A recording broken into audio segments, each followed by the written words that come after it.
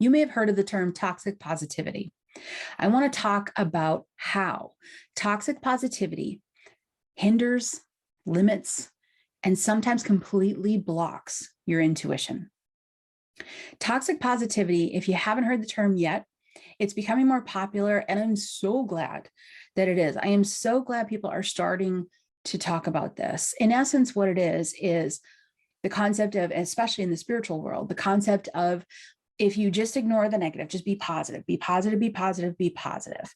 Other people have things worse than you. So look at it that way. Everything happens for a reason. That's a big one. That's a popular one. And when you say everything happens for a reason and ignore the painful part of that, that's toxic positivity.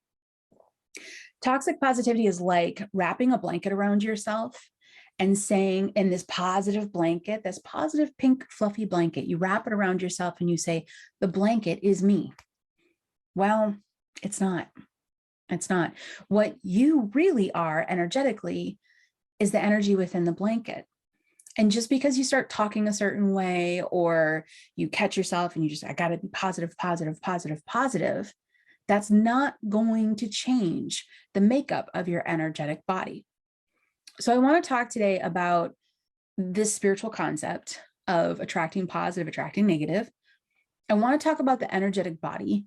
I want to talk about also how you can identify toxic positivity and step out of it. Awareness. We'll get to that. First, let's talk about this concept as a whole of attracting positive versus attracting negative. Now, I'm going to step away from the pop culture concept of it, because there's two ways you can look at it. You can look at it very black and white, which is, I feel, a little detrimental to look at it that way, but very black and white. If you act positive, more positive happens. If you act negative, more negative happens. If you think positive, more positive happens. If you think negative, more negative happens. That's the black and white version. That's toxic. That's what I'm talking about. I'm not a big fan of that. What I am a fan of is understanding that within you, unless you have lived, which you haven't, but unless you have lived an absolutely 100% positive, no issue, no pain, no regret, no sorrow life, your energetic body has memories, triggers, fears, tendencies that were all created as a result of negative experiences that you've experienced along the way. Now, those are in your energetic body. Let's talk about that. Your energetic body is, it expands outside of your physical body. It's also called your spiritual body. It's as if your physical body is contained within your energy body. Now, in your energy body, that's really what does attract more. When you have more positivity in your energetic body, then you attract more positivity. When you have more negativity in there, you do attract more negativity. However, instead of thinking this in terms of black and white, I much prefer to think of this in terms of healing the negative energy, healing the wounds, working through and raising your vibration, changing your energetic body so that in time, keyword, in time, don't put pressure on yourself to do this in a day. In time, your energetic body will hold more positive and less negative. This is actually, I think, a far healthier approach to this spiritual concept of attraction, manifesting, all of that. Yes, we need to work on being positive. Yes, we need to work on raising our vibration. But the moment it becomes a problem, the moment it becomes toxic, is when we ignore that which is within us, that has been a part of our life path, a part of our timeline that we experienced. When we ignore the heavy stuff and just don't look at it, bottle it up, we forget that it's still there. It's not going away. So no amount of acting and just saying, okay, and then telling yourself, well, people have it harder than me, I shouldn't complain, and I should be grateful for what I have. that doesn't change how you feel, as a result of going through maybe childhood abuse, or having a bad situation happen to you, or having anxiety, or dealing with depression. Ignoring those things, that's where it becomes toxic. So the spiritual concept of just say everything's okay, say all the positive stuff. I'm happy, I'm joyful, I'm this. While that is a good thing to do, it's not a good thing to do. And it becomes toxic when you are ignoring the hard stuff, ignoring the negative stuff, ignoring the heavy emotions. There's a reason that a lot of intuitive classes don't work as well as they could. And this is because it's actually the inner work that really transforms an individual. It's actually the inner work that really opens up wide that intuitive channel. All right, so think of it this way. If negativity and triggers and old pain are like jagged rocks inside of your energetic body, you're asking your intuition to open up right through the middle of that. And your intuition has to, so imagine your intuition like a tunnel. Okay. So now this tunnel has to find its way through your energetic body, around and in and next to these rocks. Well, if this week you work on removing a few rocks, if next week you work on removing a few rocks, if the week after that you continue to do this, you'll have fewer and fewer jagged rocks inside your energetic body. And that intuitive tunnel, that intuitive channel, it's wide open. It's like I can expand. I can breathe. Information can come through me. When we hold on to that which is blocking us in life, we hold on to that which is blocking our intuition as well. It's all interwoven. So you can go to an intuitive class and you can sit down and you can practice with cards. Awesome. You might improve a little. You can go to intuitive class, you can sit down, you can practice doing your reading. You might improve a little. Practice might improve you a little, but there's going to be a point, there's going to be a cap, there's going to be a ceiling, there's going to be a limit when you hit those rocks. And your intuition is like, I just can't go all the way through this. I need to get through. That happens when we do the inner work. When we do the inner work, we raise our vibration.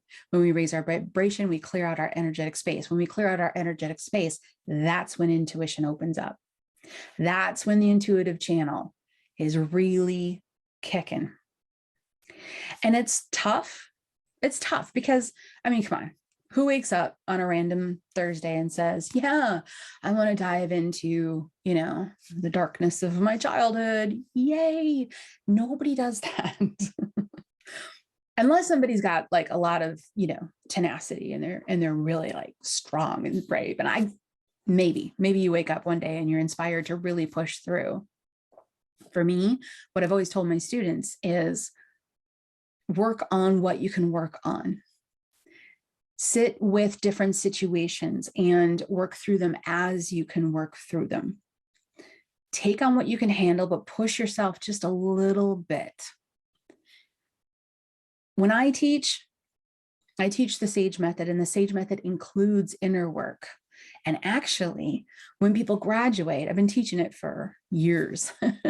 And when people graduate from it, they say, I gained so much more out of this course than I thought I did, than I thought it was going to, because I thought it was just about intuition, but I didn't understand until I went through it, the connection to alignment, to releasing, to the inner work, and how much that massively opens up your intuitive channel.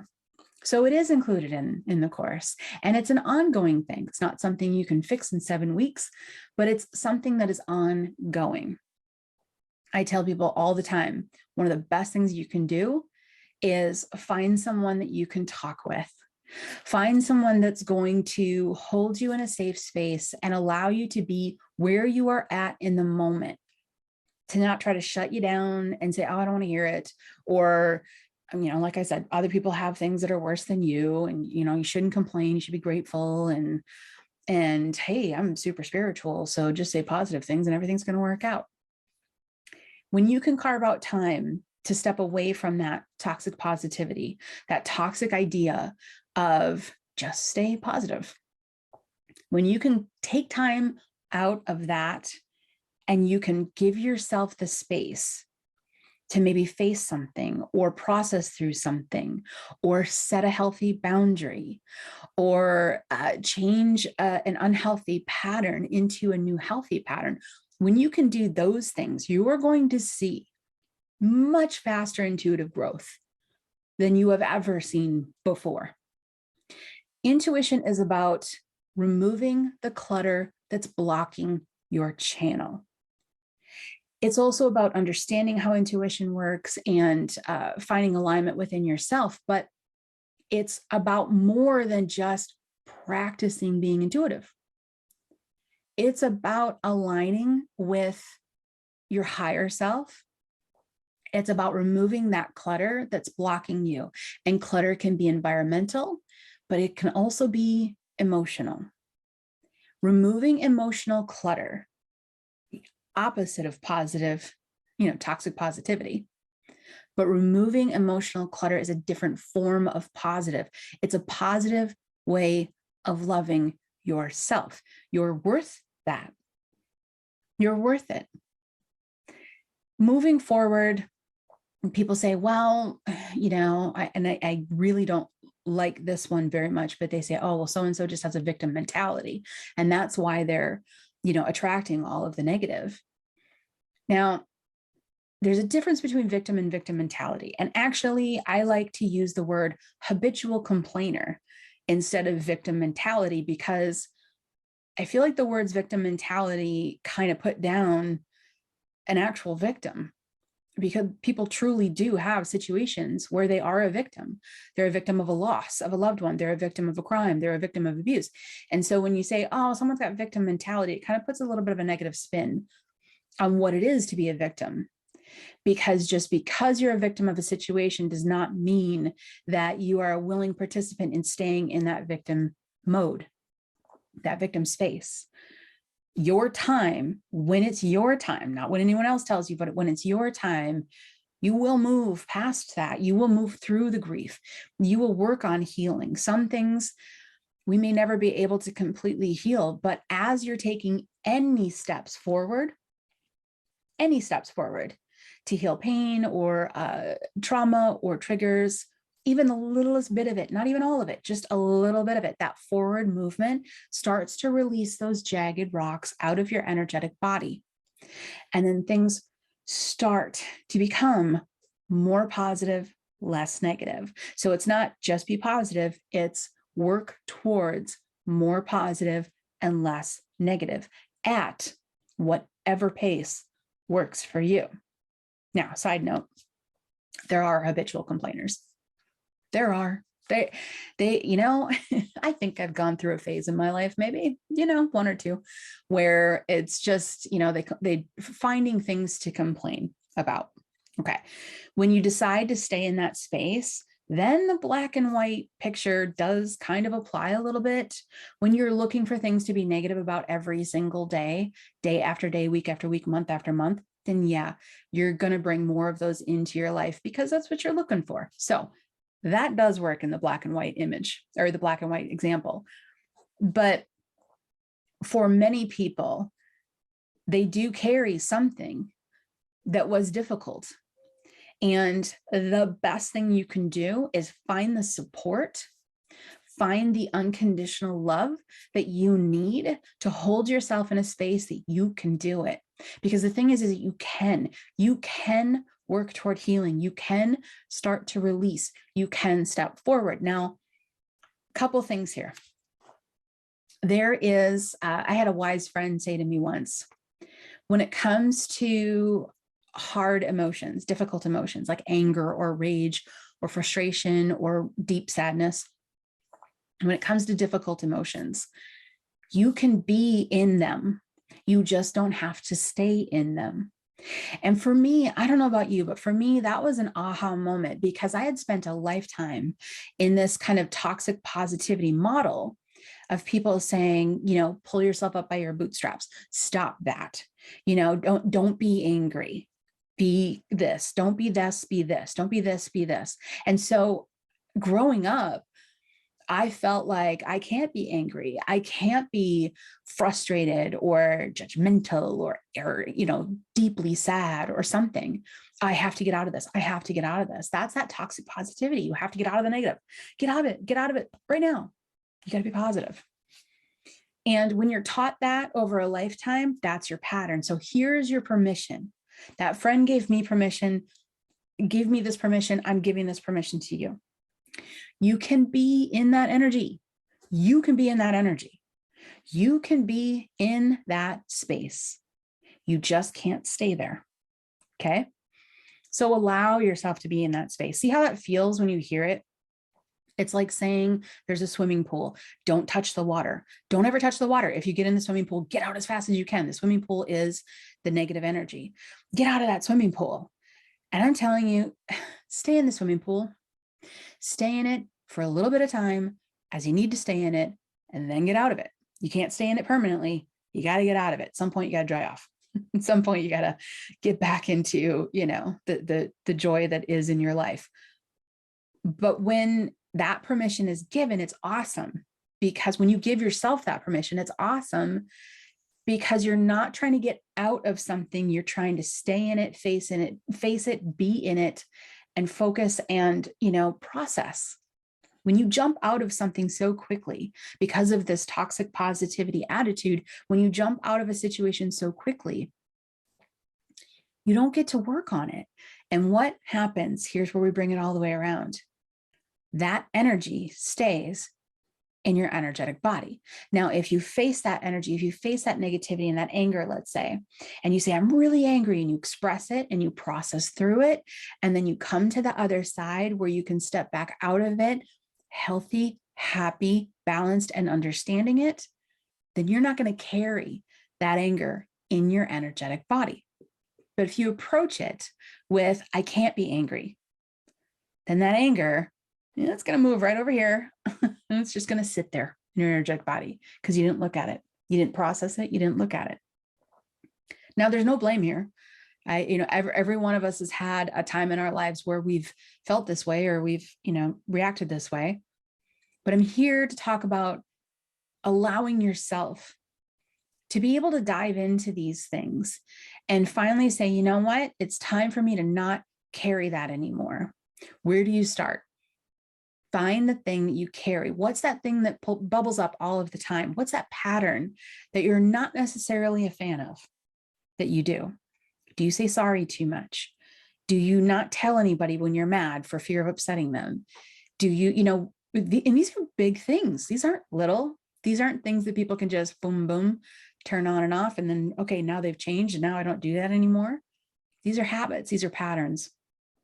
And they're within your energetic body, and you don't want them there because you want them out of your energetic body so the intuitive channel can open up, so you can start to receive intuitive guidance, connect with your guides, connect with your higher self, connect with loved ones on the other side.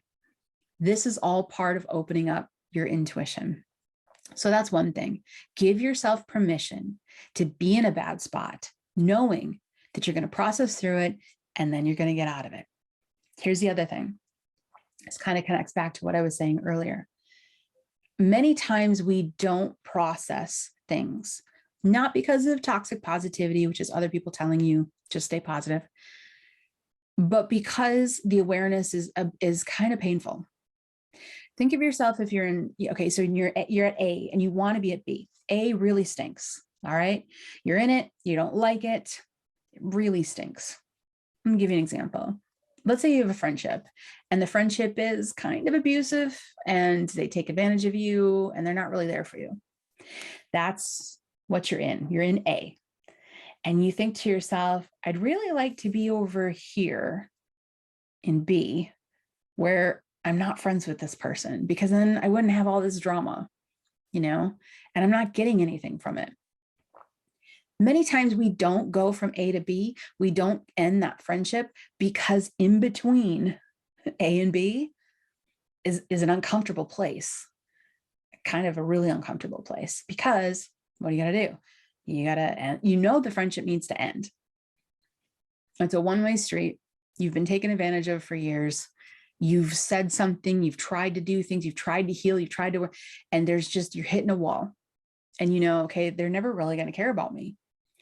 Well, getting from A to B is the hard part. That's the hard part. That's the uncomfortable part. That, in essence, is what awareness is. The more we become aware of a situation, the more it pushes us in between A and B. It pushes us toward that outcome that is better for us. And it's that outcome we want. So awareness can be painful sometimes. When we sit down and have that aha moment where we're like, oh, wow, they are never, I mean, they never do anything for me. I'm always doing something for them. Why don't they care about me? I called and I was crying and they said they were too busy to talk to me. That really hurts. Why did they do that? And then you start to have awareness because you've done what? You've stopped, you've looked inward, you've said, here's this pattern, or here's a situation in my life that I want to work on. And you've looked inward and you're starting to get awareness, and it's the awareness that's uncomfortable because it's like being halfway between A and B. And you have to decide, do I go back? Well, it's hard to go back to the friendship because it's hard to go back to A because I'm now so aware of it. And I kind of know that that would be like the wrong way to go. So now I have to push through. That's the key, push through. So when you sit down and you're looking at your energetic body and you're thinking to yourself, okay, some of these old pains and these old traumas, maybe it's time for me to, you know, to step in and find help and get a therapist or someone that I can talk to, or a group or a community of some sort. It's time. It's time I'm going to do this. The next step after that is to explore, and then awareness hits where you start to see things from a bigger perspective. Your choice then is to go back to where you were, which you don't want to, or to push forward. So when you're in the moment of awareness, which is difficult sometimes, I encourage you push forward, push forward, push forward. Because here's the thing, you wanted to be at B anyway. That's where you knew you were going to be happier. And guess what happens when you get there? You're happier. That's a very long way of saying a very simple thing. The happiness, the positivity, the joy, the bliss that you want, that's there. That's right there. And standing here saying, I'm just going to say a bunch of nice things. I'm just going to say a bunch of nice things, but you can't get there because of the inner work that still needs to be done to get there. That's where toxic positivity hurts us. That's where your intuition channels get blocked. So stepping in, finding that community that loves you, finding that unconditional love that'll support you, that'll let you be in that space when you need to be in the space, knowing that when you don't need to be in it, you'll be out of it. Doing that is going to get you less negative energy. It's going to release trauma, release some of the stuff that is hindering you from being able to bring all of that positivity in. I hope that makes sense. I find that it's just really important to talk about the inner work when it comes to intuition, and not just how to read cards, how to read person, how to read a situation. It's more than that. It's more than that. So when you find a moment that you feel, ready and inspired to review something, maybe an old pattern or a situation, I encourage you to do it. When you get an aha moment or some awareness around it that's a little bit uncomfortable, I encourage you further to keep going, because where you land on the other side of that, an energetic body that is more positive and a little less negative, is a beautiful place, and you will not want to go back. You deserve that healing. So look around. If you have people in your life that are telling you things toward toxic positivity, like don't complain, you should never, don't express your anger, people might not like you if you're not happy and cheerful, you know what? Love them unconditionally. But do yourself a favor and stop listening. Do yourself a favor and stop listening. Know that you're worthy. You're beautiful. You're absolutely amazing soul. You are compassionate and you are caring. And you deserve to take care of yourself. That's what it takes. Plus, your intuition will open up. You'll be really surprised. It's a wonderful thing.